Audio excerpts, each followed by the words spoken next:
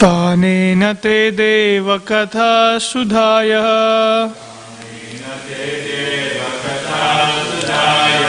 pravridha bhaktya visadashayaye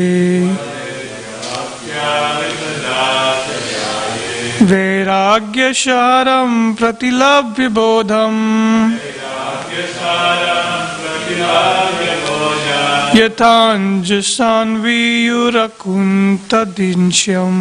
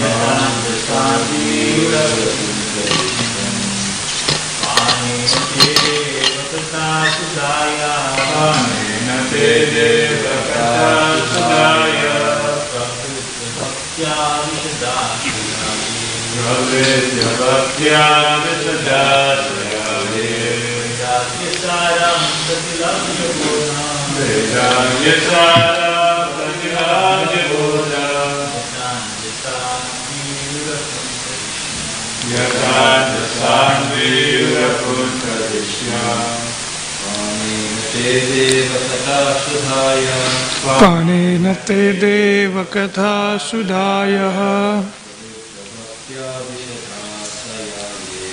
vritta bhaktya visadashayaye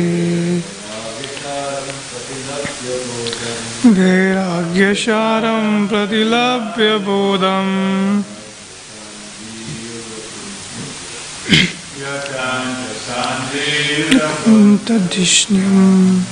Please repeat word for word. Panena, by drinking. Te, of you. Deva, O Lord. Katha, topics.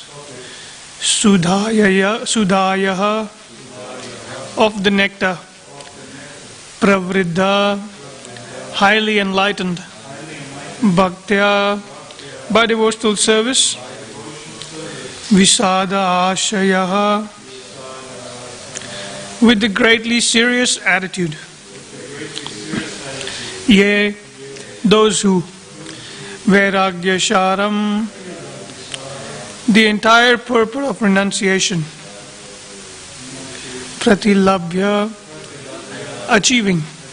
Bodham, intelligence. Yatha, as much as. Anjasa, quickly. Anviyuhu, achieve.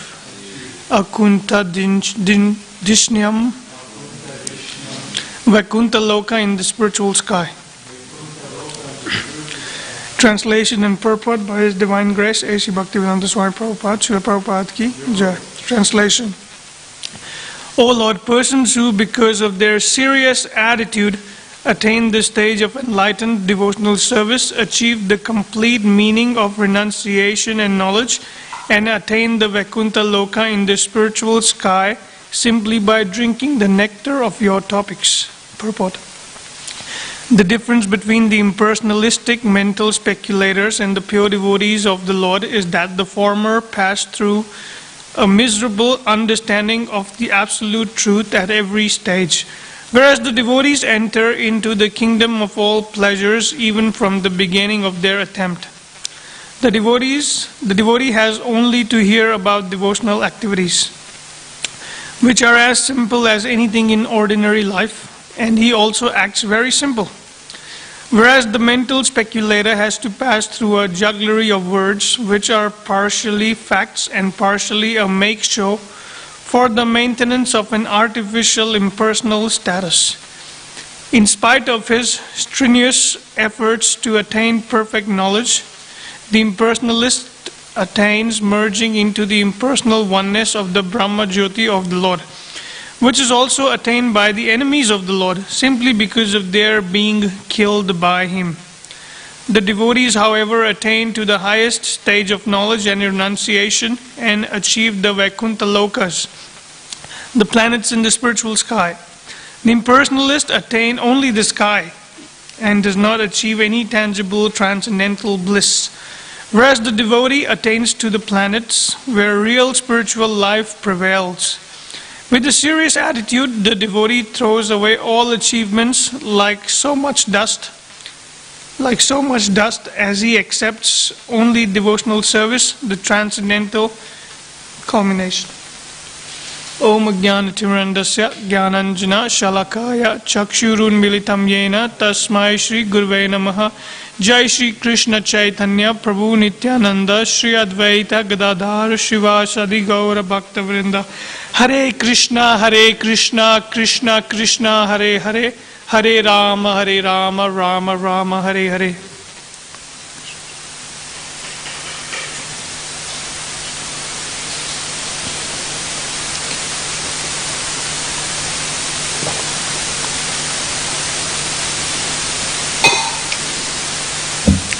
Hare Krishna, thank you for coming for Sunday morning Bhagavatam class. So today is a very special day as well. Today is Gundicha cleaning, Gundicha Maha cleaning, should we say. Very auspicious day, so we'll discuss on that pastime too. And it's amazingly how Prabhupada's purport is mentioning with the serious attitude, the devotee throws away all achievements like so much dust. Yeah, talking about dust. It's perfectly timed in the purport to talk about Gundicha cleaning temple as well. So we'll cover on that pastime a little later. Just discuss on this purport first and the translation. So we all know, it's a beautiful translation mentioned by Prabhupada, who says, O Lord, persons who because of their serious attitude attain the stage of enlightened devotional service, achieve the complete meaning of renunciation and knowledge, and attain the Vaikuntha Loka in the spiritual sky, simply by drinking the nectar of your topics. So we've discussed this quite a lot in the Bhagavatam classes, and even most of the purports. Prabhupada mentions the point of having a serious attitude towards performing devotional service. I mean, we all know in the Bhagavad Gita there are many different forms of yoga mentioned. You know, there's Ashtanga Yoga, there's Jnana Yoga, then there's Bhakti Yoga.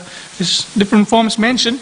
And Krishna is explaining different forms to Arjuna. Started with meditating in the forest, you know, getting the kusha grass, sitting on an elevated seat of a kusha grass covered with deer skin, and all these meditating and, you know, all these things to do. And Arjuna at the end realized that it's not really practical for him to do something like that.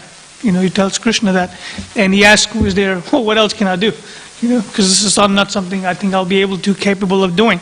So we all know none of us are either capable of doing.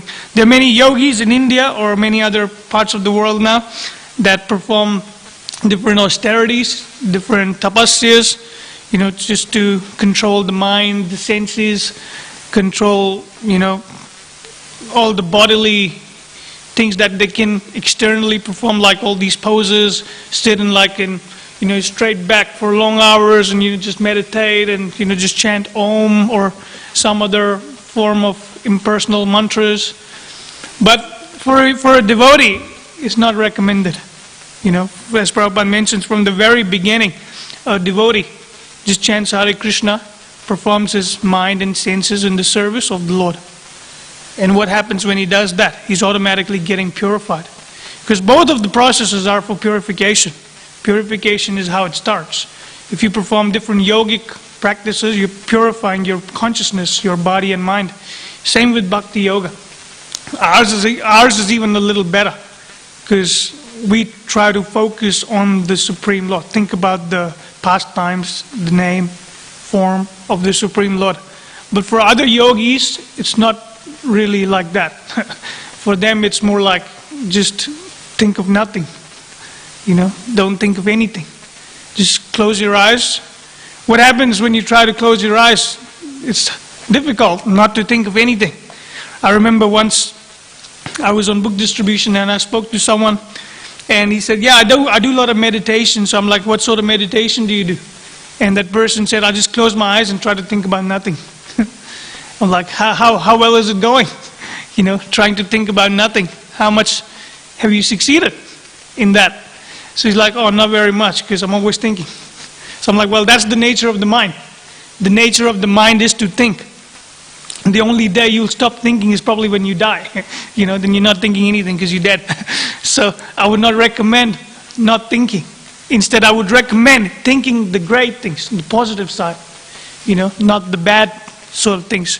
So I couldn't tell him directly, like, chant the holy name. So I tried to get him to, you know, he kind of understood that point, that the mind does not, the nature of the mind is to think.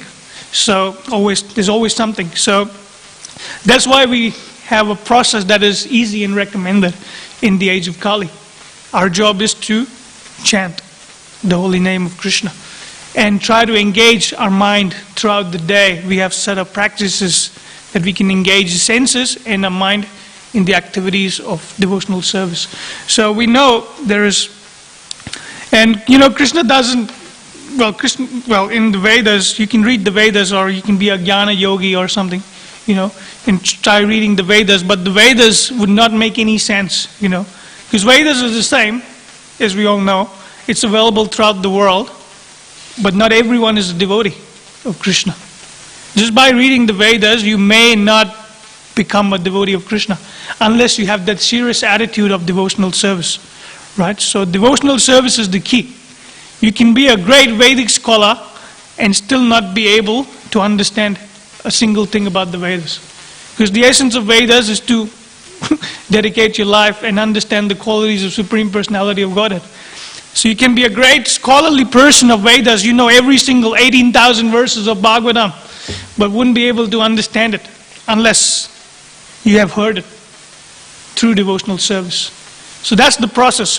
When Prabhupada came to the West, it's not the first thing he started to teach about the Vedas.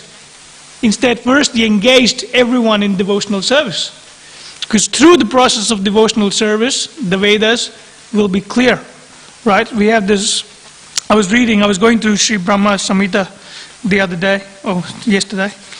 And there's this beautiful verse, there's this line that goes, I tried to learn but I forgot.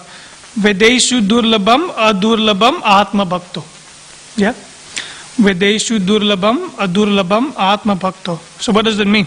It means that I worship Govinda, the primeval Lord, who is inaccessible to the Vedas. Inaccessible to the Vedas. But obtainable by pure unalloyed devotion of the soul. That's kind of a very beautiful line. That Supreme Personality of Godhead is unobtainable just by reading Vedas or trying to understand your own meaning to the Vedas. But He's only attainable for people who are performing devotional service. So it's a very beautiful point. And the purport, Prabhupada mentioned in the purport of this text 33 of Brahma Samhita, a very beautiful point as well, which I would like to read out. So Prabhupada says that Brahma says that the transcendental absolute is beyond the reach of the Vedas. The Vedas originate in sound, and sound originates in the mundane ether. So the Vedas cannot present before us a direct view of the transcendental world. So the Vedas try to describe, we read from the Vedas, but Prabhupada is saying the Vedas is created through sound, and sound is created through ether, and ether is material. So there isn't direct link to the spiritual. It's indirect, but it's not the direct. So if you want to get the direct, you have to perform devotional service. Prabhupada will say that next to that. It is only when the Vedas are imbued with the Chit potency that they are enabled to deal with the transcendental. But Galoka reveals itself to every Jiva soul when he is under the influence of the spiritual cognitive potency joined to the essence of ecstatic energy. So, as I was saying, so Prabhupada is saying that you cannot know the essence of the Vedas unless you come through the platform of devotional service. So devotional service is very crucial for everything in our whole movement. Unless we are performing devotional service, we are not able to engage, because Krishna can only be attained through devotional service. There is no other way to get through Krishna unless you are performing devotional service, right? So there's many purports and translations that we can find. Even in the next one of Brahma Samhita, it mentions, I worship Govinda, the primeval Lord, only the tip of the toe of whose lotus feet is approached by the yogis who aspire after the transcendental and betake themselves through pranayama by drilling the respiration, or by the jnanis who try to find out the non-differentiated Brahman by the process of eliminating of the mundane, extending over thousands of millions of years. So, the knowledge is there. All these great translations and purports are given to us just to make us one thing clear. You can be a great yogi, you can aspire to be a great yogi, but it won't come to you. Nothing will make sense unless you're going through to devotional service through a pure devotee as well. So that's another crucial point. You can perform devotional service. If you speak to a person who's not a devotee, he'll probably tell you, perform devotional service, which is good.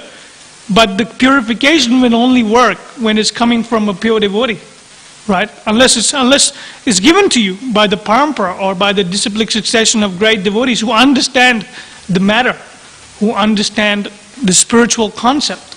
Unless, like for example, we can go to India, and someone will tell us, oh, you should read the Vedas, or you should, do that. But if they don't have the understanding of that particular aspect that they're giving us, it will become difficult for us to become devotees, and we might get lost. Like, I'll give you an example. So there was a different tradition growing up in India, many traditions. So my father was trying to seek spiritual side from a different tradition. I will not name the tradition, but I met the person from that tradition once, and they were kind of telling me about the different yugas. Because it's mentioned in the Vedas, right, the different yugas. So they were telling me about different yugas, and then I started asking them questions, because I've read a little in Bhagavad Gita, Bhaktivedanta purports. So I know a little more information on the yugas.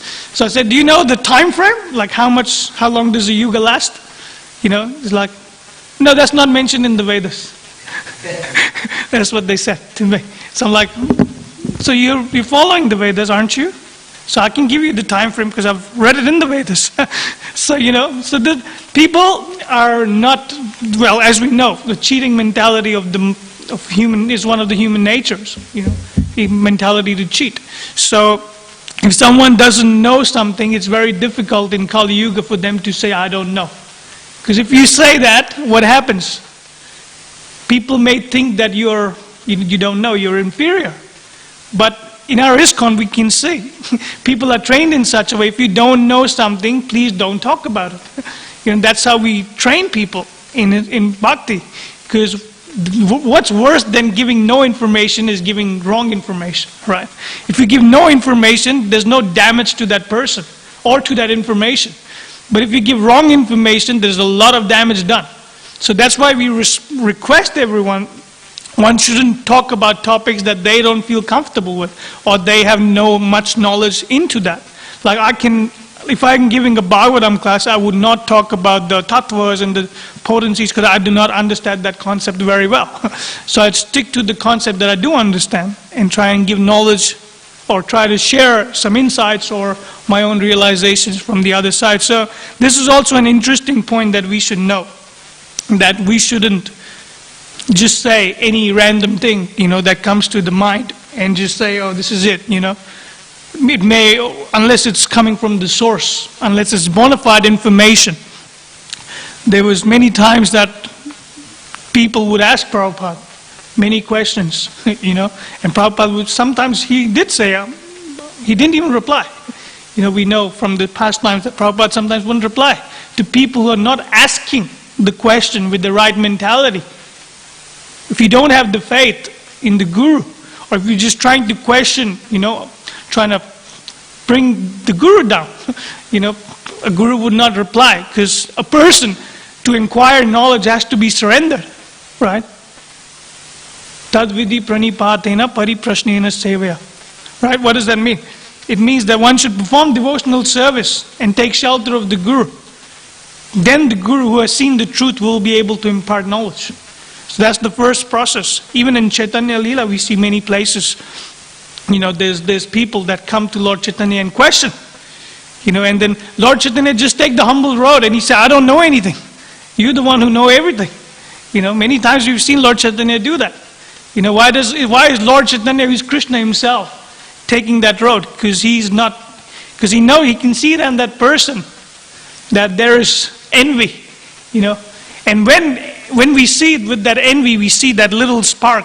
Not just even in some people, like in a person who's envy, wherever he speaks wherever he sees the spark of splendor, he's like, aha, I know this, I have seen this.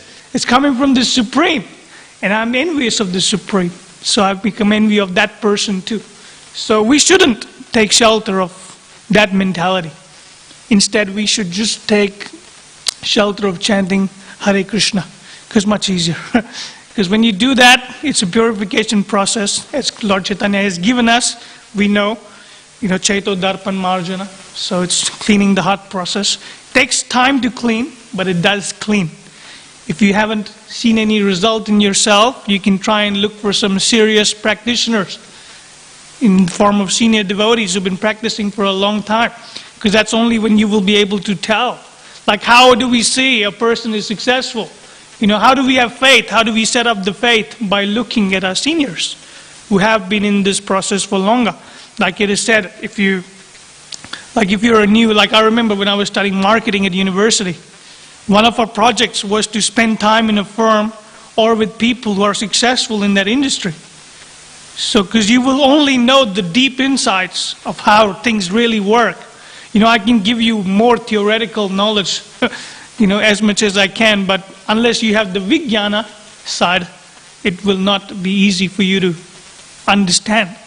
So that's what we do. We try to look in the footsteps of the great acharyas who have lived. The Bhagavatam is giving us so many examples of the great leaders in the bhakti tradition. And then we have our Gaudiya Sampradaya movement coming from the parampara. We were hearing glories of Bhaktivinoda Thakur yesterday. Amazing, great devotee of the Lord. Then we know, then there's Rupa Goswami, there's Sanatana Goswami, all these great devotees. I've just been reading about how, Rupa Goswami, Sanatana Goswami cheated his material side, to get to Lord Chaitanya, to perform his spiritual duty. He was a faithful worker of a Mohammedan king, and he lied to him that I'm feeling sick, so I'm not coming to work. We all probably have used that. To call in sick from work is not that difficult, right? All of us has probably done it, right? So even the great acharyas have done it. But he didn't call in sick because he was feeling lazy. I have to go to sleep. 8 hours is not enough. I need more sleep. I couldn't sleep properly. So I call in sick and stay at home and sleeping. No. What was he doing? He wanted to engage his full mind, senses, all the senses in the service of hearing Srimad Bhagavatam from the great scholarly Brahmanas. Right? That's what he was doing. He was sitting at home hearing Bhagavatam because nothing else matters to him anymore. Because he's a great, pure devotee.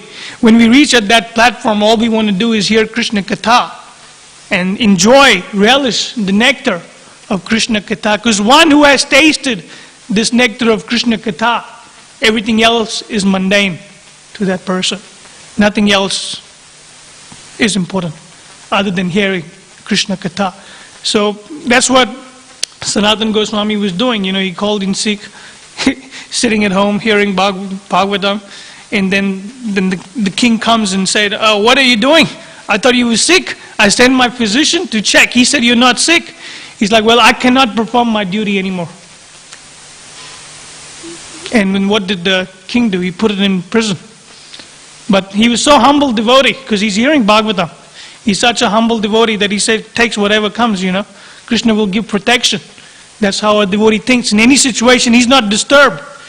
A pure devotee is never disturbed because he knows Krishna will give protection, full protection. When you're doing something for Krishna, trying to hear about Krishna, excuse me, Krishna will make things happen.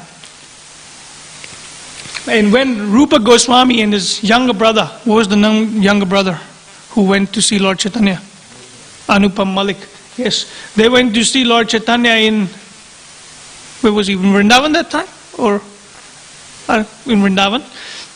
So they went to see him in Vrindavan, and Lord Chaitanya saw Rupa Goswami and inquired. Well, first they had like ecstatic exchanges, and then Lord Chaitanya inquired, where is Sanatan? What happened to Sanatan? You know, and he's like, oh, he's been imprisoned by the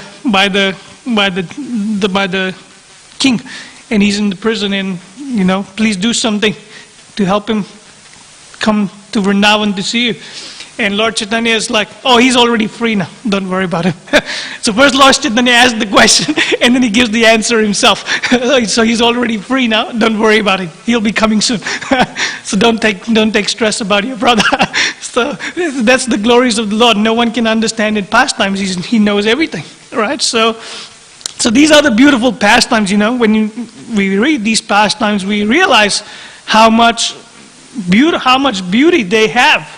You know, with the exchanges of devotees with the Lord, how beautiful they are when we try to read these pastimes. So we should read these pastimes with a very humble mood, you know, with a very sincere mood to try to learn, rather than just to debate or question why didn't Sanatan, you know, fight for his spiritual side. You know, he could have fought with the Kazi and Krishna would have still given you protection. You know, sometimes the mind thinks like that when you read things. But that's not what a devotee should read the Bhagavatam or Chaitanya Leela like. They should be more humble when they read and accept and try to learn and apply those great qualities that we have seen from these great devotees in our own life. You know, that's only when we will be able to take shelter, full shelter of the Supreme Lord. So this is something I wanted to discuss a little about these topics, and we'll just probably go through the Gundicha pastime as well before we finish up. So as we know, Gundicha pastime, we've already heard from Kamsari Sena Prabhu. He was giving a very beautiful expanded class on Chaitanya Leela in the evenings. So, but I'll just quickly touch on the few beautiful points that makes me feel very nice. So due to lockdown, we know it will be nice during the pastime of Gundicha temple to engage in cleaning of Shri Radha Gopinath. You know, it'll be amazing. But due to lockdown, we're not able to do that much seva. People who are watching online or have been locked down in their homes, but they can still engage because it's an auspicious day for cleaning. So might as well just clean our houses, you know, or maybe clean our little altars that we have home that we probably haven't cleaned in a little while. You know, which should be cleaned constantly and kept clean, but if we haven't cleaned, so it's an auspicious day to take up that little cleaning process. It's Sunday, you have a day off, so it's not something you have to worry about too much. So it's an auspicious day to engage your senses in cleaning. So try to clean your house, try to clean your altar, if you have one. If you don't have one, try to clean your heart and your mind, you know, by chanting Hare Krishna. So just engage in cleaning. It's an auspicious day, and by remembering this beautiful pastime, Gundicha pastime, you know, when you engage in your service in cleaning, try to mentally focus, you know, on this beautiful pastime of cleaning. So that's something interesting that stuck out to me, you know, like thinking the morning, oh, it's an auspicious day for cleaning, I might as well just do a little cleaning today. Clean my cupboard, or, you know, things like that. Just do a little cleaning. Something that is due for a little while. So, it's a beautiful pastime in Madhya Leela.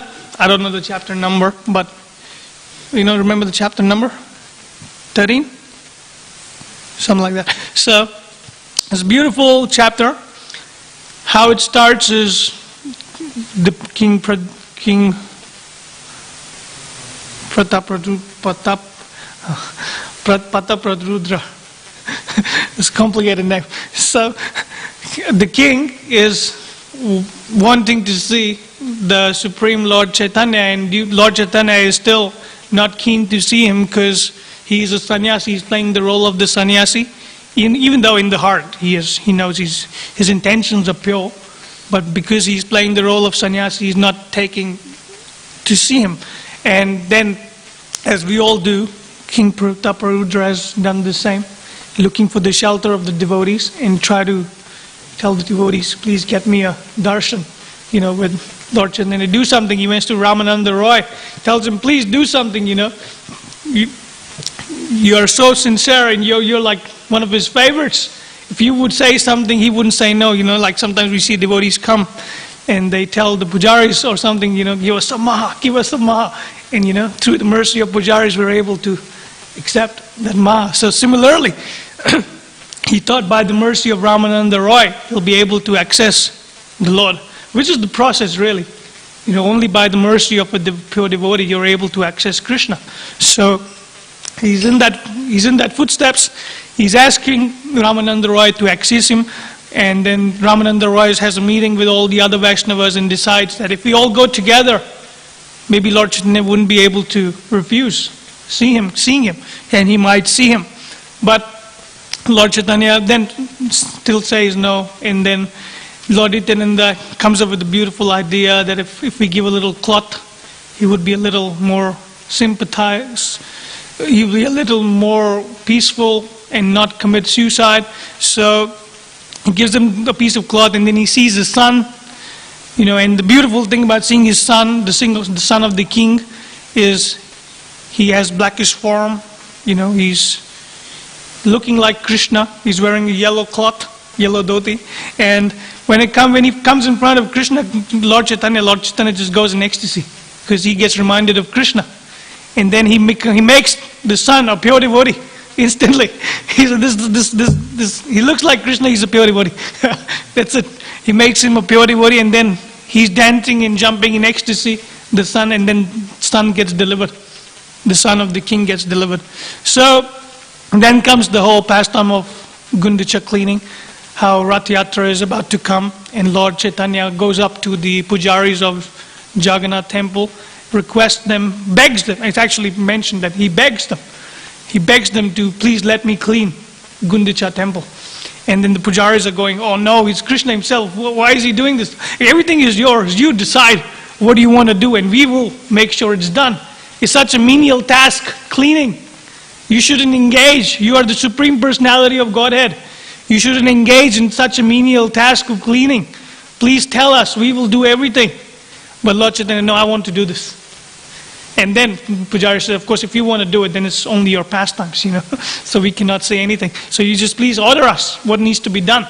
Then we'll just arrange all the mops and the buckets and, the brooms, and everything will be sorted. We'll arrange everything for you. So they bring like hundreds of buckets and brooms and, just to start the washing. And then Lord Chaitanya starts up the Gundicha temple from inside.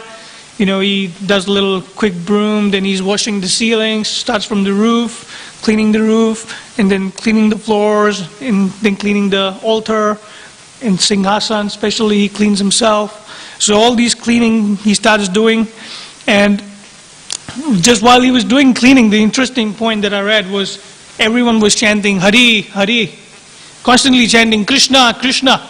This is a beautiful explanation by Krishna Das Kaviraj Goswami. He's saying that whenever would someone ask for a pot from some other person, like Krishna, Krishna, Krishna, Krishna, and they were like Krishna, Krishna. So it's quite interesting, right? How they were engaged in that mood of only chanting Krishna and nothing else. Sometimes when we engage in devotional service, we go somewhere else and discuss about topics that are non-related to Krishna. Well, most of the time we do that. Talk about, COVID, this has happened with COVID. What are the new restrictions? What are these things while doing our service? And not really. And this is the example. So that's what I was mentioning, the point. We should learn from these stories and examples and pastimes how we should engage in Krishna consciousness. What they're not talking about it, because they don't worry about anything else right now. All they're worrying about is chanting the holy name of Krishna. And imagine there was like hundreds and thousands of devotees engaged in cleaning. and everyone is saying Krishna, Krishna, Krishna, speaking to each other with Krishna, Krishna, Krishna. It's beautiful. You can't imagine that scene because it's amazing. And not just that, they are cleaning, and there's a competition among the devotees, because Lord Chaitanya has made it like that, because we know when they were piling the dust in the straws, Lord Chaitanya picked it up in his cloth, and then everyone saw it, and then everyone started picking all the dust in their cloth and piling it outside. And when it was piled outside, even though all the devotees had piled so much dust, Lord Chaitanya's pile of dust was always greater, because Krishna has to win in every situation. He's the topmost. So then there was a big pile, and then Lord Chaitanya is going, everyone telling, if Lord Chaitanya sees someone doing a good job, he appreciates them. That's the good quality of a leader. Lord Chaitanya is showing how a leader should be. And when he sees someone doing something good, he glorifies them. And someone's not doing up to the standard, he chastises them sarcastically also.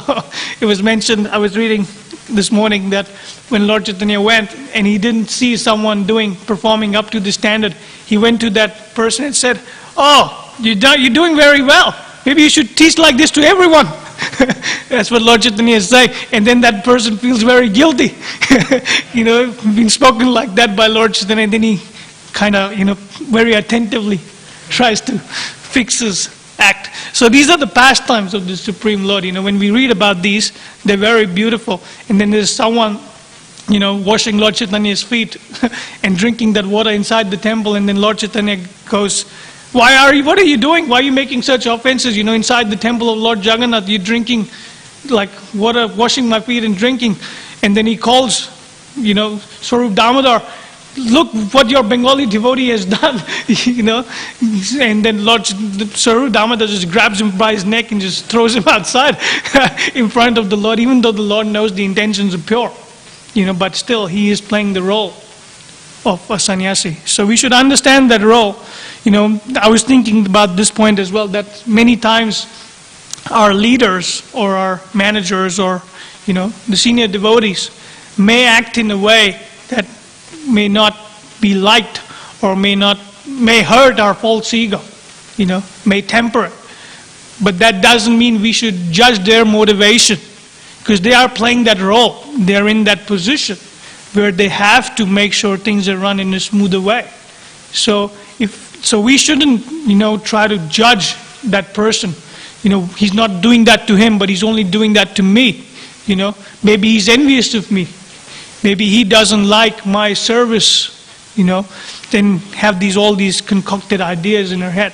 If you have a little problem, the best thing is to just communicate and speak to him. See, Prabhu, I'm not feeling very good, because everyone has a different personality. Everyone has different style of communication. So all these things come in the picture. We shouldn't judge that person's motivation. Why is he doing? Has he got a personal bias from me? Right? Instead, we should just understand a person who's been practicing for a very long time, and we can tell if a person is sincerely practicing, right? And we see if he's in the position of a leadership position, he's telling us something, maybe we should try to understand, learn from that situation. So usually the problems happen among the devotees is when the communication is poor. When the communication goes a little off, that's when the problems get a little enhanced. That's why no one is communicating other than saying Krishna, Krishna. Because when you're communicating by saying Krishna, Krishna, the only thing a person will think is of Krishna. Right? So there's less problems if we communicate each other by saying Krishna, Krishna. But of course, we cannot practically operate on that level, because we're not that pure conscious that we can understand what a person is saying just by saying Krishna, Krishna. So we shouldn't engage like that, but we should try to understand the point. The point is we shouldn't be, we should be Krishna conscious mentally and still engage in that activity with the conscious of being Krishna conscious. So and then there's cleaning going on, and the cleaning went through, and then there's big piles, and then Lord Chaitanya does a thorough cleaning of all the ashram rooms and whatever's available. Then he goes to Nrsimha temple, cleans the Nrsimha temple nearby, and it's just full thorough cleaning, like total maha cleaning. So that's the whole pastime really of Lord Chaitanya. And there's some little interesting points of how Lord Chaitanya himself is engaged in the service of cleaning.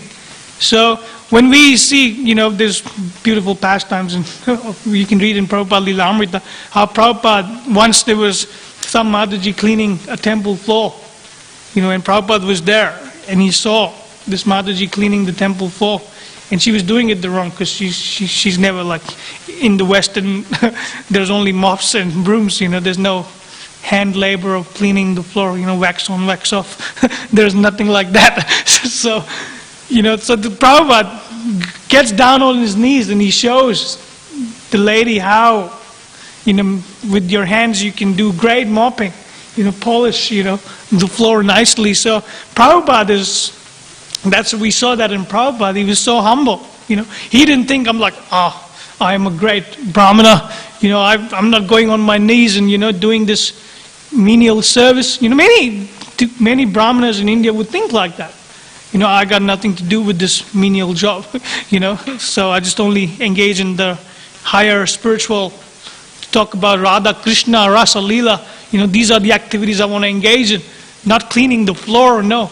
That's what Prabhupada, because Prabhupada was teaching everyone how things should be done properly for Krishna, with the proper mood, with the proper emotion, with the proper mindset. So that's why we read all these great pastimes, so we can engage our mind, our consciousness fully in Krishna consciousness the right way, not concocted way. So this is something I wanted to discuss. It's almost time. If there's any comments, corrections, or realizations we'd like to take now. All right, we'll finish here. Granth Srimad Bhagavatam ki jai, Jagat Guru Shri Prabhupada ki jai, Nitai Gaura Premanandi.